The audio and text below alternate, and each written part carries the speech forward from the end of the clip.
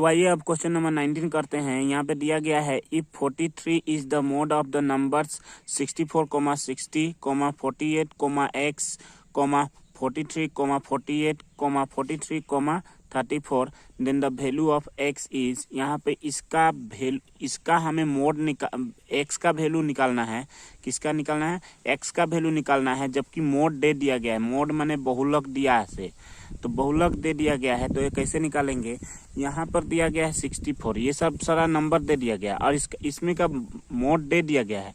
और हमें पता है, पहले आप ये जान लीजिए, मान लो 2, 1, 3, 2, 1, 2 कुछ भी मान लो, यहाँ पर नंबर मैंने मान लिया। और इसका मोड क्या होगा पूछ दिया। अगर मोड क्या होता है? हाईएस्ट फ्रीक्वेंसी डाटा, मतलब इन सब में जो सबसे ज़्यादा बार आए वही मोड होता है। तो यहाँ में कितना बार 2 आया है? देखो 1, 2, 3, 4 टाइम्स आया है। 2 कितना टाइम्स आया है? 4 टाइम्स।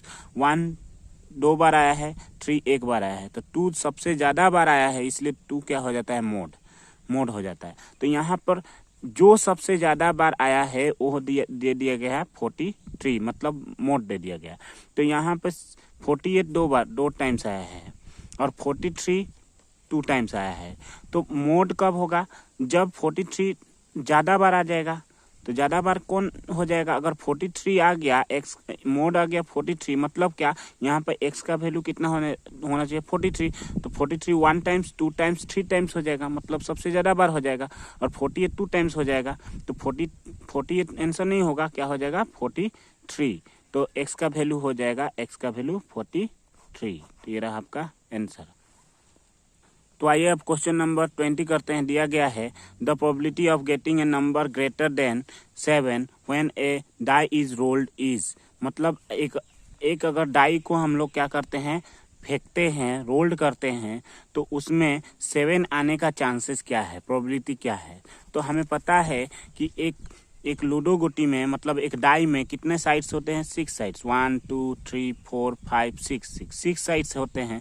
तो यहाँ पर पूछा है कि 7 आने का चांसेस कितना है। तो यहाँ में 7 आएगा क्या? कभी 7 तो नहीं आएगा, क्योंकि सिर्फ कितना साइड्स है? 6 ही साइड्स है। तो यहाँ में कोई प्रोबेबिलिटी होगा ही नहीं। तो प्रोबेबिलिटी ऑफ गेटिंग 7 इज क्या हो जाएगा? 0, क्योंकि 7 आने का कोई चांस ही नहीं है यहाँ पर। तो जब नो चांस हो तो वहाँ में क्या हो जाता है? प्रोबेबिलिटी 0 हो जाता है। तो आपका आंसर हो जाएगा ऑप्शन नंबर सी। तो यहाँ पर मैंने HSLC प्री बोर्ड एग्जामिनेशन 22-23 के जनरल मैथमेटिक्स पेपर का सारा MCQ सोल्व कर दिया। सारा MCQ कितना था? 20 था। तो ये 20 क्वेश्चन मैंने सोल्व कर दिया।